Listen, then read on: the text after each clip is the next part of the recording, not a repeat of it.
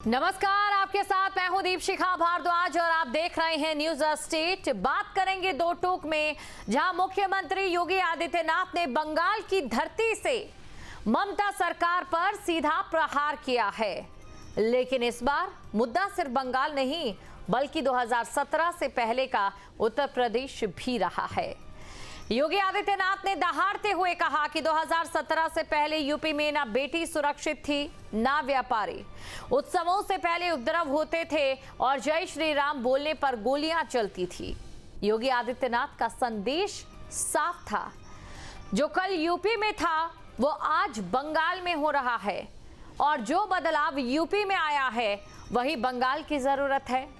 सवाल है कि क्या योगी आदित्यनाथ ने यूपी का उदाहरण देकर बंगाल की कानून व्यवस्था को आईना दिखाया है? क्या जय श्री राम और सुरक्षा का मुद्दा बंगाल और यूपी में ध्रुवीकरण की नई पिच तैयार कर रहा है? दो टोक में इसी मुद्दे पर चर्चा करेंगे। पहले सुनते हैं वो तमाम बयान।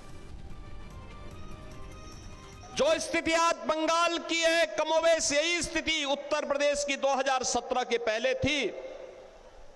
वहां भी दंगे होते थे, अराजकता चरम पर थी, गुंडागिर्दी थी, बहन और बेटियों की सुरक्षा खतरे में थी, व्यापारी पलायन कर रहा था, नौजवान के लिए रोजगार नहीं था, किसान आत्महत्या कर रहा था, धड़ल्ले से गौ हत्या होती थी। लव जिहाद और लैंड जिहाद की घटनाएं लगातार वहां बढ़ती जा रही थी। महीनों महीनों कर्फ्यू रहता था। जय श्री राम बोलने पर वहां भी लाठी गोली चलती थी। कोई धार्मिक पर्व के पहले, उत्सव के पहले उपद्रव हो जाता था। और आज यूपी के अंदर डबल इंजन की सरकार है। डबल इंजन सरकार, न कर्फ्यू है न दंगा है, यूपी में सब चंगा है। योगी जी आंकड़ों को कम पढ़ते हैं, झूठ ज्यादा बोलते हैं और खैर अपने प्रदेश के बाहर जाते हैं तो कुछ ज्यादा ही झूठ बोलते हैं। कह रहे हैं कि साहब बेटियां सुरक्षित हैं। जरा एनसीआरबी के आंकड़ों को देख लें, जो कह रहा है कि पूरे देश का 15% महिलाओं के खिलाफ अपराध, यानी पूरे देश में सबसे ज्यादा अपराध कहीं अगर महिलाओं के खिलाफ हो रहा है तो उत्तर प्रदेश में हो रहा है। मंच पर जो आप बात कहते हैं वो आंकड़ों से धुल जाती है और एनसीआरबी केंद्र के आंकड़े हैं तो वहां पर भी आपकी ही सरकार है। तो मैं और उनको हर बात में हिंदू मुसलमान तो करना ही करना है, उसके बिना उनकी बात पूरी नहीं होती है। हमारे प्रदेश के मुख्यमंत्री जी भी बयानबाजी में सिर्फ रहते हैं। आप इस बात से अंदाज़ा लगा सकते हैं कि आप पहले की स्थिति देखिए और आज की स्थिति देखिए। अखिलेश यादव जी ने क्या नहीं दिया इस उत्तर प्रदेश को। आगरा एक्सप्रेसवे दिया उन्होंने, उसके बाद 1090 की सेवाएं दी, 102 दी, डायल 100 दिया, 30,658 करोड़ रुपए की बिजली की दो परियोजनाएं दी और तो और हर एक बुनियादी सुविधाएं लोगों को दी। किसान समृद्धि बाकायदा बाजार दिए उन्होंने, अमूल को लेकर के आए और आप बोलते हैं कि क्या नहीं दिया। तो ये तमाम बयान आपकी ओर से सुन लिए गए हैं और इसी के साथ ये भी हम समझ लेते हैं दर्शकों के सवाल क्या है। आज की ये बहस हम क्यों करने जा रहे हैं?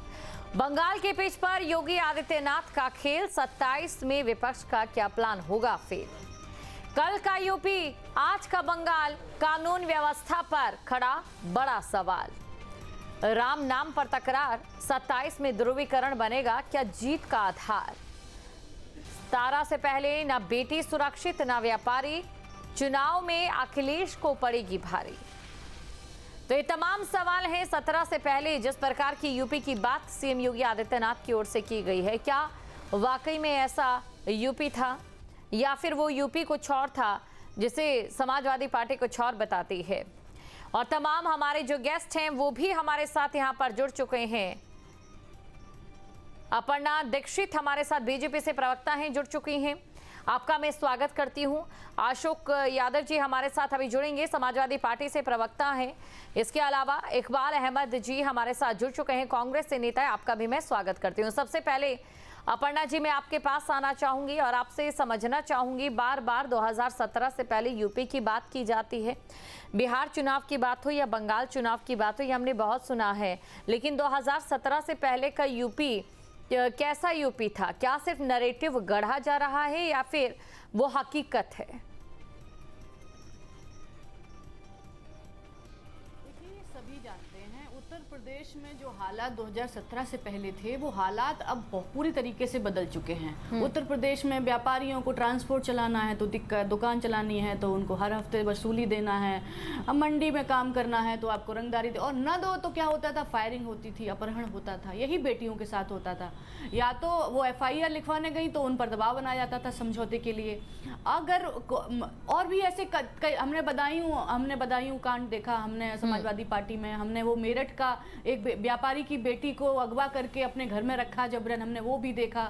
हमने देखा कि किस प्रकार से राजनीतिक दृष्टिकोण से कितना भ्रष्टाचार होता था, ट्रांसफर पोस्टिंग प्रक्रिया में क्या होता था। और व्यापारियों के लिए निवेश की तो स्थिति ऐसी, बिजली का आप देख लीजिए, बिजली में आज हमने उत्तर प्रदेश ने कितने पायदान आज ऊपर खड़े हुए हैं। हफ्तों के हिसाब से लाइट आया करती थी, गांव में लोग इंतजार करते थे, बिजली बोर्ड की तरफ देखते रहते थे, लाइट गायब रहती थी हफ्तों तक। कहीं ट्रांसफर अगर खराब हो जाता तो महीने 2 महीने तक वो लगता ही नहीं था। आज 24 घंटे में लगाने का प्रावधान है। ये कहीं ना कहीं अगर स्थिति बदली है तो वो एक अच्छी व्यवस्था के अकॉर्डिंग चल रही बीजेपी की सरकार के लिए बदली, एक अच्छी मंशा के साथ सरकार चलाई जा रही है, इसलिए बदली है। आज हम व्यापारियों की स्थिति, निवेश की स्थिति देख पा रहे हैं, आज हम उत्तर प्रदेश की GDP देख पा रहे हैं, आज हम उत्तर प्रदेश में प्रति व्यक्ति आय देख पा रहे हैं, आज expressway connectivity, airports, defence corridor. Uttar Pradesh में खुद ही पहले पुलिस की जो भर्तियां जब हुआ करती तो हम बाहर ट्रेनिंग के लिए भेजा करते थे। आज उत्तर प्रदेश में भर्तियां जो हो रही हैं वो हम खुद की ही अपनी व्यवस्थाओं पे कर पा रहे हैं, क्योंकि हमने हर पुलिस के जो थाने हैं उसको अपग्रेड करने का काम किया है। हमने जो जहां पर बच्चे अगर भर्ती होंगे तो हमने उसको नए तरीके से बनाने का काम किया है, और आज उत्तर प्रदेश में ही उनकी भर्ती, ट्रेनिंग प्रक्रिया सब उत्तर प्रदेश में ही हो पा रही है। पहले हम दूसरे प्रदेशों में जाके कराया करते थे। तो इस तरीके अमूलचूल जो परिवर्तन हुए हैं यूपी में माननीय योगी आदित्यनाथ जी की सरकार में और डबल इंजन की सरकार में, ये कहीं ना कहीं दर्शाता है। और हम आज जो सबसे ज्यादा लोग कहते हैं कि बार बार इसको दोहराया जा रहा है, बार बार नैरेटिव बनाया जा रहा है, अरे भाई हमने काम किया है तो हम बार बार जनता को याद दिलाएंगे। और ये समाजवादी पार्टी जो लगातार नैरेटिव खुद का सेट करने के लिए सत्ता पर आसीन होना चाहती है, और ये कहते हैं कि बाबा को गाली देना सुबह शाम प्रेस कॉन्फ्रेंस करके, PDA का नारा लगाना, आधी आबादी के नाम पर ए जोड़ लेना, अल्पसंख्यकों का जोड़ लेना। आप देखिए आधी आबादी पर भी इन्होंने महिला जो संशोधन बिल है उस पर नकारात्मक तरीके से, चलिए, यानी कि तमाम तरीके की कमियां हैं इस समय विपक्ष पर, और अगर बीजेपी ये नैरेटिव गढ़ रही है तो कहीं ना कहीं वो समाजवादी पार्टी की सरकार का आईना है, ऐसा अपर्णा दीक्षित का कहना है। हमारे साथ अशोक यादव जी भी जुड़ चुके हैं, आपका भी मैं स्वागत करूंगी। और अशोक यादव जी, अब मैं आपके पास ही आना चाहूंगी। देखिए, मैं ये नहीं कहूंगी कि NCRB के आंकड़े ये कहते हैं कि अपराध में कोई खास कमी नहीं आई है या फिर महिलाओं की हत्या में कोई खास कमी नहीं आई है। हाँ, सख्ती जरूर बढ़ी है 2017 के बाद और दंगों में कमी आई है, वो अलग बात है। लेकिन सबसे बड़ा सवाल यह है कि अगर बीजेपी ये नैरेटिव गढ़ रही है तो बिहार में जब चुनाव हुए वहां की जनता ने इस नैरेटिव पर भरोसा किया, तो बंगाल में क्यों नहीं किया जाएगा?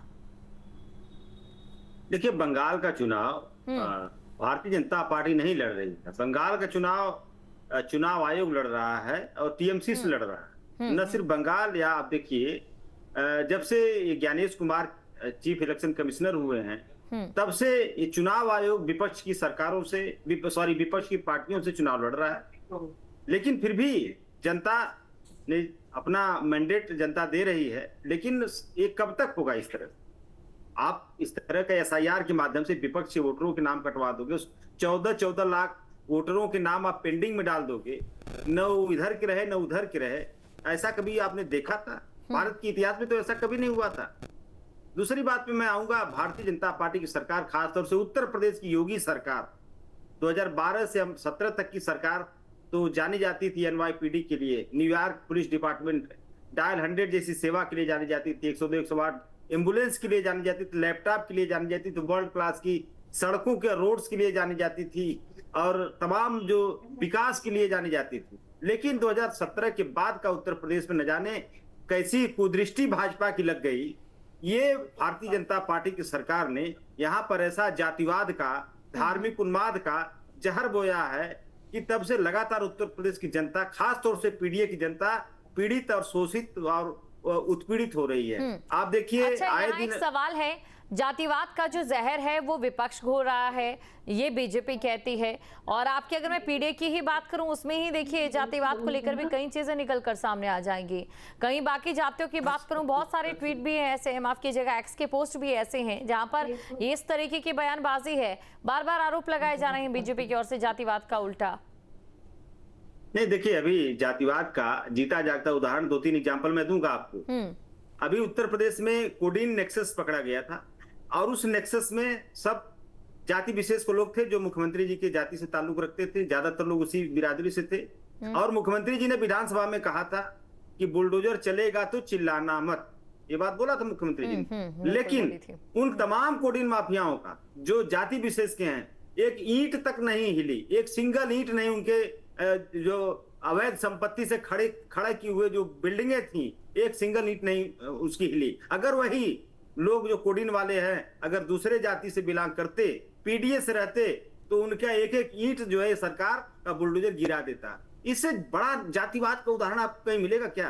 खनन माफिया में देखिए जातिवाद, जल माफिया में जातिवाद। अभी गाजीपुर में 2 दिन पहले घटना, एक विश्वकर्मा समाज की एक बेटी के साथ संदिग्ध उसकी मौत हो जाती है और सपा का डेलीगेशन जाता है और जाति विशेष का एक वहां प्रधान प्रतिनिधि आशुतोष सिंह, जो कि एक माफिया प्रवृत्ति का है, गुंडा प्रवृत्ति का है, उसने दौड़ा दौड़ा कर हमारे डेलीगेशन को मारा, पुलिस वालों को मारा उन लोगों ने।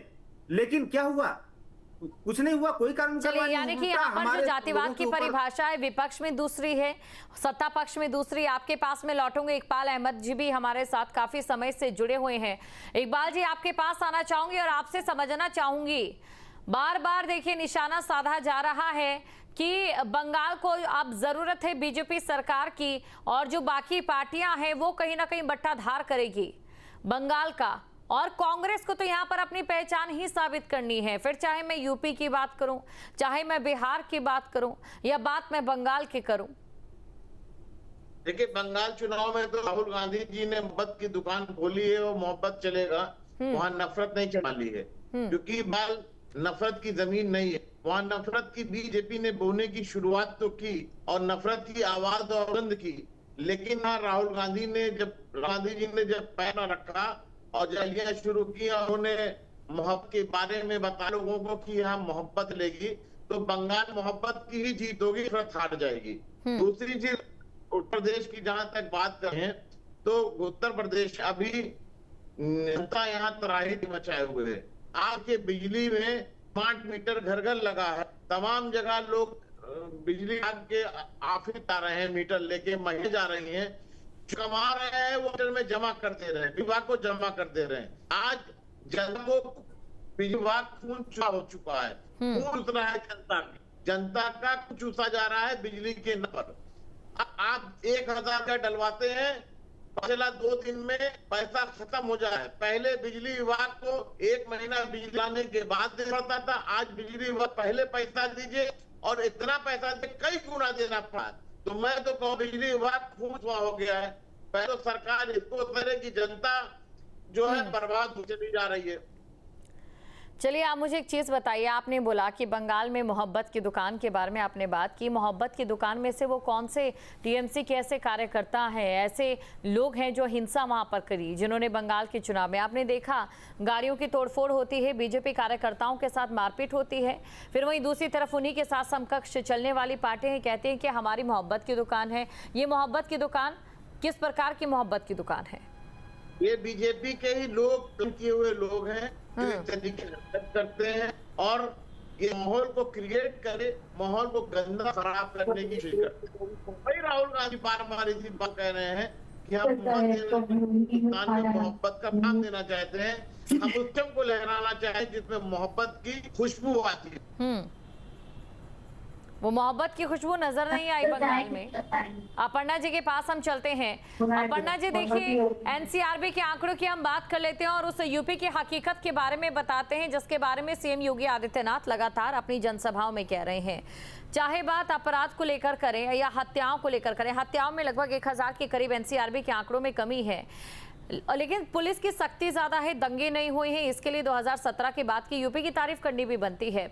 लेकिन उस सख्ती का क्या फायदा जब अपराध की कमी ना देखने को मिले।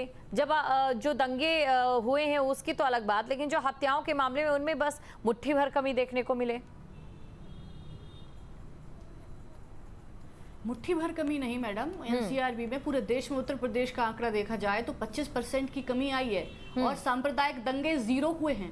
और आपको बता दूं, जो हमारे बाल अत्याचार होता है, बाल अपराध होता है, उसमें भी कमी आई है 14% की। और ये कह रहे हैं मोहब्बत की दुकान। ठीक है, मैं सवाल का जवाब इसलिए देना चाहती हूँ कि हमारे प्रवक्ता महोदय कह रहे थे कि ये वही कांग्रेस जो टीएमसी के साथ आज विपक्ष में लड़ रही है वहां पे पश्चिम बंगाल में, और लेफ्ट के साथ में लड़ रही है, और केरल में यही कांग्रेस है जो लेफ्ट के साथ अलग से लड़ रही, लेफ्ट अलग लड़ रही, लेफ्ट और कांग्रेस की सीधी लड़ाई है। और टीएमसी देखिए दोहरा चरित्र क्या है, और यही कांग्रेस लेफ्ट के साथ मिलकर पश्चिम बंगाल में चुनाव लड़ रही है। तो ये मोहब्बत की दुकान आखिर कैसे खोलेंगे, दिखावा करके खोलेंगे? पहला प्रश्न मेरा ये है।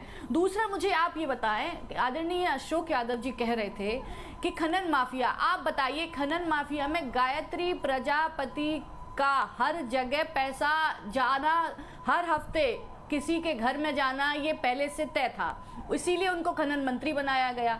नोएडा में उन्होंने दुर्गा शक्ति नागपाल ने उन पर नकेल कसने की कोशिश की तो उनके साथ क्या हश्र हुआ, समाजवादी पार्टी में आईएएस के साथ, वो सब जानते हैं। खनन माफियाओं के बारे में आदरणीय हमें न बताएं, क्योंकि पूरा उत्तर प्रदेश को आपने कहीं ना कहीं देखा जाए तो पूरा खनन से पूरा लपेट के रख दिया था, माफियागिरी में लपेट के रख दिया था।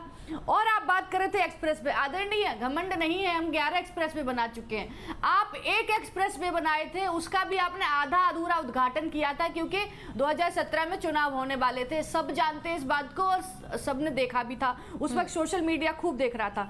आपने कहा चुनाव आयोग। आदरणीय मुझे एक बात बताइए, अगर आप चुनाव की प्रक्रिया पर ही सवाल उठा देंगे तो इस देश में लोकतांत्रिक व्यवस्था कहाँ रह जाएगी?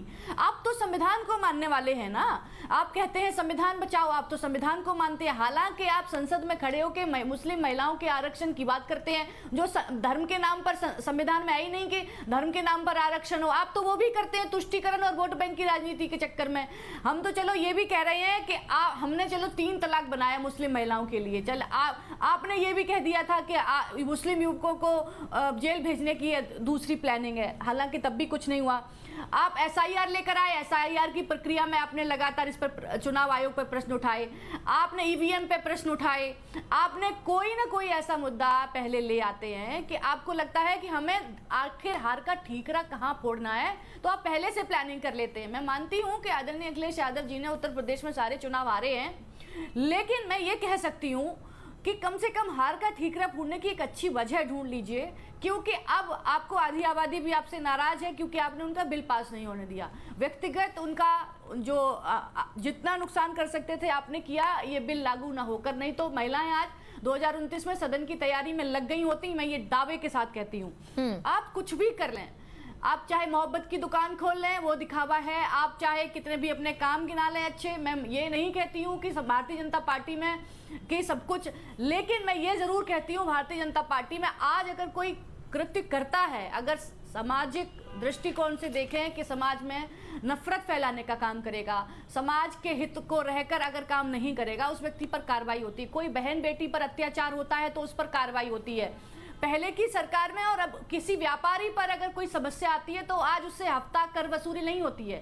चलिए, यानी कि ये तमाम चीजें आपकी ओर से पूछी जा रही है। हालांकि देखिए एनसीआरबी के आंकड़ों की आपने बात की, अपर्णा जी, एनसीआरबी के आंकड़ों की मैं भी बात करना चाहूंगी। आप ये जानती हैं महिला अपराध में पहले कितने दर्ज होते थे और अब कितने दर्ज हो रहे हैं, इसके पीछे की क्या वजह बताएंगे आप? 2016 की और अगर 2022 की बात कर लूं, लगभग 45,000 का आंकड़ा और लगभग 60,000 के करीब का जो आंकड़ा है, इसमें एक बहुत बड़ा फर्क है।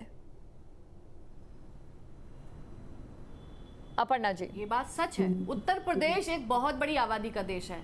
उत्तर प्रदेश एक बहुत बड़ी आबादी का देश है।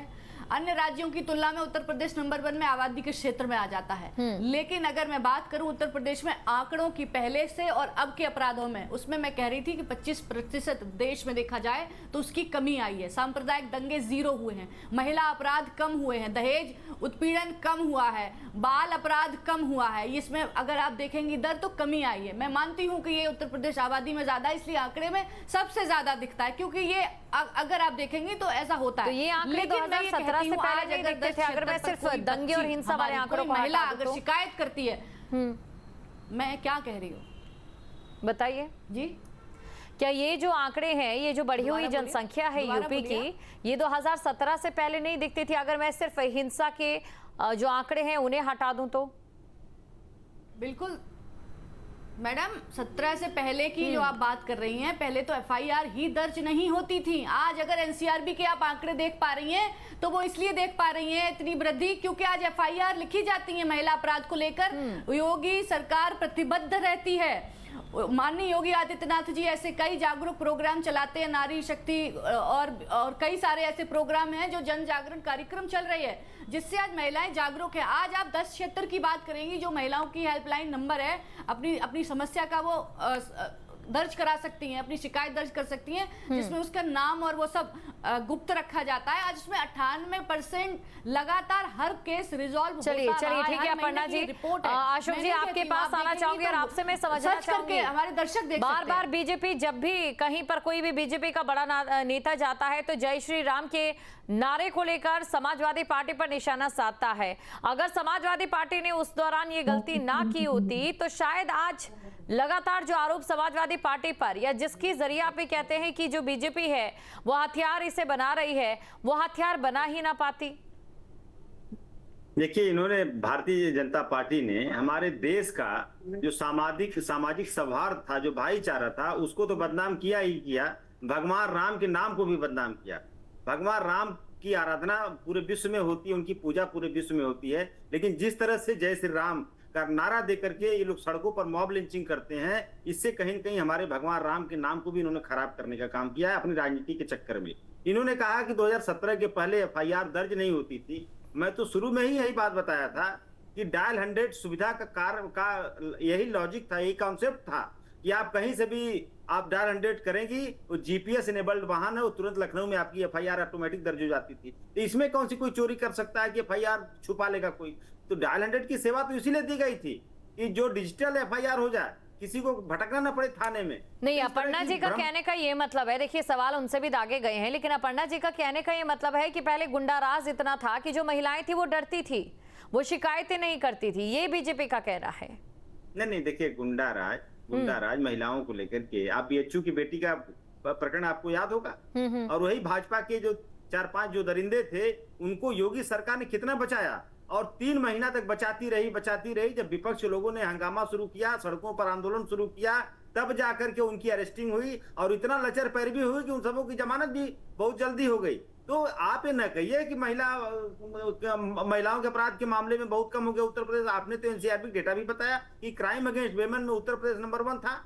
तो आप ये सब बातों को अगर आप देखेंगी तो भारतीय जनता पार्टी का जो ग्राफ है वो क्राइम में बढ़ता जा रहा है। दूसरी बात, दंगा की बात आपने किया, बहराइच दंगा हुआ था अभी कितना दिन पहले, 2 साल पहले की बात है, बहराइच में दंगा हुआ था, और भारतीय जनता पार्टी के विधायक सुरेश्वर सिंह ने एफआईआर में नाम लिखाया है। किसका नाम लिखाया? भारतीय जनता पार्टी युवा मोर्चा के लोगों को का नाम लिखाया कि इन लोगों ने शराब पी करके दंगे भड़काए। तो जो पार्टी विपक्ष में रहकर दंगे भड़काती है, वो पार्टी खुद अपनी सत्ता में रहकर अपनी सरकार में दंगे भड़का रही है। ऐसी दंगाई पार्टी तो मुझे लगता है हिंदुस्तान में कोई नहीं है। तो ये दंगा वाली पार्टी है, भगवान का राम का नाम खराब करने वाली पार्टी है। अब आप देखिए, जल जीवन मिशन के तहत कितनी टंकियां धराशायी हुई, किसी की गिरफ्तारी हुई, कोई इंजीनियर जेल गया, कोई ठेकेदार जेल गया, क्यों नहीं जा रहा है? क्योंकि सबका बंदर बाट है, नीचे से लेकर ऊपर तक जल जीवन मिशन का सारा भ्रष्टाचार का पैसा सेट हो रहा है, भाजपा के नेताओं के पास जा रहा है, अधिकारियों के पास जा रहा है। तो आप कोई भी अपराध करिए, लेकिन हिस्सा अगर दे देंगी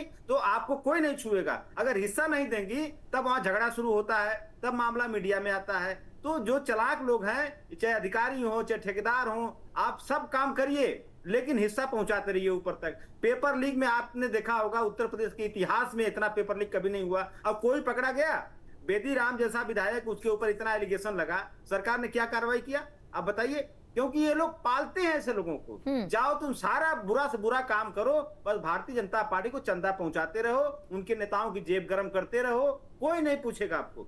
बस खाली आप चुपचाप अपराध करो, भ्रष्टाचार पर करो। बात तो ये है ना कि चाहे अभी इस समय बीजेपी जो भी कर रही हो, पसंद किया जा रहा है बीजेपी को, और बंगाल में अब देखने वाली बात रहती है कि वहां पर पसंद करते हैं या नहीं। एसआईआर को लेकर आप लोगों ने तमाम तरीके की जो आकांक्षाएं हैं आप लोगों की, उसको लेकर आपने कई तरीके के विरोध भी किए।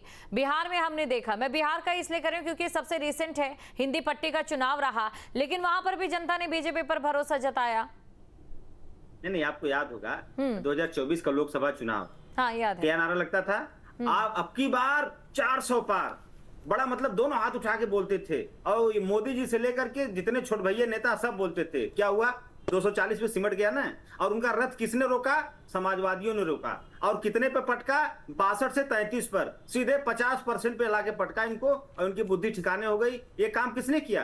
पीडीए की जनता ने किया। और वही पीडीए जिनका 69,000 शिक्षक भर्ती में उन्होंने आरक्षण लूटा, जिनके घरों पे बुलडोजर चलता है, जिनके घुटने पंचर किए जाते हैं, जिनके मकान तोड़े जाते हैं, ये टारगेट करके उन्हीं पीडीए के लोगों को टारगेट किए हैं। और वही पीडीए का लोग, वही पीडीए की जनता बैलेट पेपर के माध्यम से जिस तरह से लोकसभा चुनाव में 62 से 33 पर इनको पटकी, उसी तरह से विधानसभा चुनाव में भी इनको आधे सीटों पर पटकने जा रही है, और आधे से भी कम सीटों पे जा रहे हैं। क्योंकि इतना उत्पीड़न, आकंठ उत्पीड़न। अब मैंने इसके पहले कहा, कोई जाति विशेष का 5-7 माफियाओं का नाम आप गिना दीजिए, कितनों अपराध करें, कितनों भ्रष्टाचार करें, उनके ऊपर कुछ नहीं एक्शन होता है। क्यों नहीं होता है? इतना आकंठ में डूबी हुई सरकार। अगर कोई भी व्यक्ति, मैं बताऊं आपको जिम्मेदारी के साथ, अगर वो जाति विशेष से ताल्लुक रखता है तो उसकी भुजाओं में रावण जैसा बल है। रावण की तरह बलशाली समझ रहा हो अपने आप को, और उसके ऊपर कर्ण जैसा कवच और कुंडल भी सरकार ने दे रखा है कि जाओ तुम जितना मन के उतना भ्रष्टाचार करो, जितना मन के उतना गुंडाई करो, तुम्हें न पुलिस पूछेगी न कानून पूछेगा। इकबाल जी के पास भी चलते हैं, काफी समय हो गया। इकबाल जी, मेरा आपसे सवाल, के हिसाब से तो अराजकता फैली हुई है हर जगह। इकबाल जी, आपसे मेरा सवाल, आप मुझे ये बताइए कि क्या आपको लगता है कि बीजेपी बार बार जो जय श्री राम का नारा दे रही है, क्या वो महज एक चुनावी हथियार है? क्योंकि लगातार आप लोगों की ओर से यही आरोप लगाए जाते हैं। देखिए, बीजेपी कहती है हिंदू खतरे में है, और श्री राम नारा लगा के एक एडिट तैयार कर, लेकिन मैं तो कहूँ कि पीडीए में है। इस पीडीए को खतरे में डाल दी बीजेपी ने। जो ताड़ित हो रहा है पीडीए पर ताड़ित हो रहा है, परेशान हो रहा है पीडीए पर परेशान हो रहा है, हर मुकाम, हर विभाग में, हर तरफ पे। और आज भी जो चुनाव जीतने का दावा कर रही है, जीतने का काम कर रही है, एक तो एसआर चुनाव आयोग इनका साथ दे रहा है। चुनाव आयोग रिमोट कंट्रोल बना दिया गया है कि जैसे चाहते हैं वैसे रिमोट दबाते हैं और उन लोगों को ले लेते हैं और हटा देते हैं। एसआईआर के तहत लोगों को वोट काटा जाए, लोगों को बेदखल कर रहा है, वोट छीना रहा है। लेकिन एसआईआर पे तो जनता मुहर लगा रही है। हिंदी पट्टी की मैं बार बार चुनाव की बात कर रही हूँ, बिहार की बात कर रही हूँ, कह नहीं सकते एसआईआर को लेकर। मुझे पता है एसआईआर को लेकर आग भी सबसे पहले विपक्ष में, जहां पर जिस तरीके से सबसे पहले जो चिंगारी विपक्ष ने उठाई थी वो बिहार से ही उठाई थी, याद होगा आपको। तो मैडम, जब आप वोट काट देंगे, वोट वालों का हक ही छीनेंगे, तो वो लेगा कैसे? चुनाव कैसा सुथरा होगा? निश्चित चुनाव कैसे होगा? सबसे बड़ी तो ये है कि जब निश्चित कुछ काम ही नहीं करेंगे तो अपनी मर्जी से जो चाहे कर लीजिए। मैं तो कहता हूँ देश जनता का पैसा मत खर्च करिए, चुनाव ही मत कराइए, आप राजा बन के बैठिए। क्या मतलब है चुनाव कराने? जब एसआईआर में 90 लाख वोट नाल में काट दिया, 14 लाख वोट पेंडिंग में डाल गया, 106 वोट क्लियर किया, इसका मतलब क्या है? देश को आप कहाँ ला रहे हो? आप देश चलिए आप तीनों का शुक्रिया, आप तीनों ने अपनी राय यहाँ पर रखी।